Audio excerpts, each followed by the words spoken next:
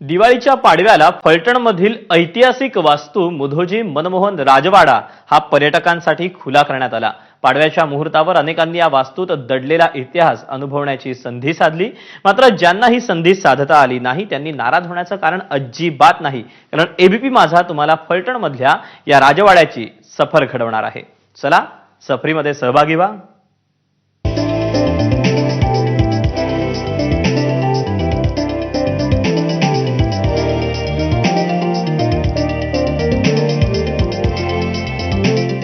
दिवाळीच्या पाडव्यानिमित्त फलटण येथील मुधोजी मनमोहन राजवाडा पर्यटकांसाठी खुला करण्यात आलेला आहे। सकाळपासून मोठी गर्दी फलटणकरांनी हा राजवाडा बघण्यासाठी केलेली आपल्याला पाहायला मिळते।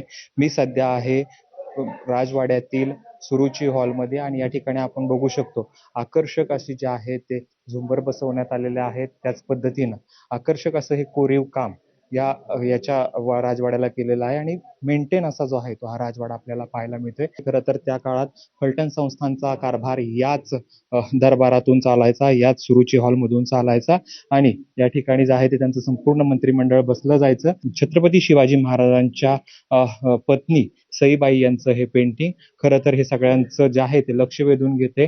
दरवेळेस म्हणजे प्रत्येकच वेळेस हा वाडा फलटणकरांना बघता येत नाही, मात्र पाडव्याच्या दिवशी जो आहे तो हा राजवाडा सगळ्यांसाठी खुला केला जातो।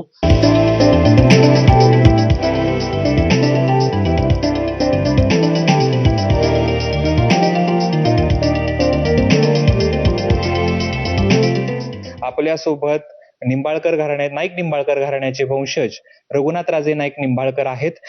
बाबा, खरं तर या राजवाड्याचं अनेकांना आकर्षण असतं। मोठ्या संख्येनं आज सकाळपासूनच फलटणकरांनी बघण्यासाठी गर्दी केलेली आहे। फलटणकर मंडळींना ह्या राजवाड्याचं आकर्षण असणं साहजिक आहे, म्हणजे शेवटी तो त्यांच्या इतिहासाचा भाग आहे। आणि हा राजवाडा पब्लिकला आम्ही कधी परवानगी मागितली तर ओपन करून देतो।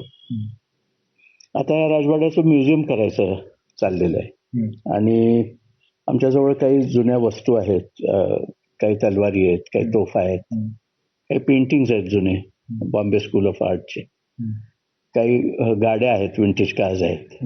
तर त्या साधारण तुम्ही म्युझियम जे आहे ते करणार आहे, साधारणतः कधीपर्यंत ते पूर्ण होईल आणि फलटणकरांना ते कधी बघायला मिळेल?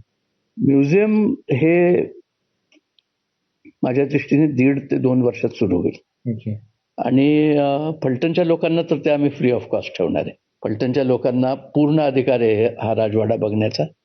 शेवटी त्याच्या ज्याप्रमाणे आमच्या वाडवडिलांचं घर आहे, आमचे वाडवडील त्यांचेही वाडवडीलच होते असं आम्ही समजतो।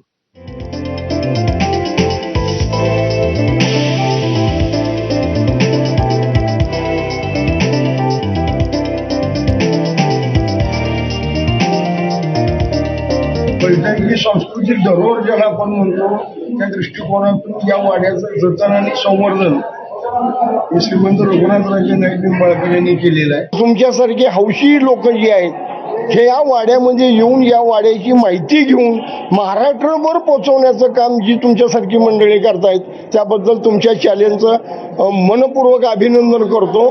कसं वाटतं? छान वाटलं होय?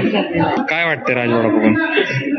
सुंदर आहे, खूप ऐतिहासिक वास्तू आहे पुणे आणि मी कधी म्हणजे मी फलटणची असून पण प्रॉपर मी कधी राजवाडा पाहायला नव्हता। आज फर्स्ट टाइम मला बघायला मिळालं। थँक्यू तुम्ही राजवाडा। आपले जे पूर्वज होते ज्यांनी एवढे छान वस्तू आपल्यासाठी बनवलेत, तिथे जे वुडन आर्ट्स आहेत किंवा अँटिक्स आहेत, त्या म्हणजे आपल्या आधीच्या पिढींची श्रीमंती आपल्याला मिळते।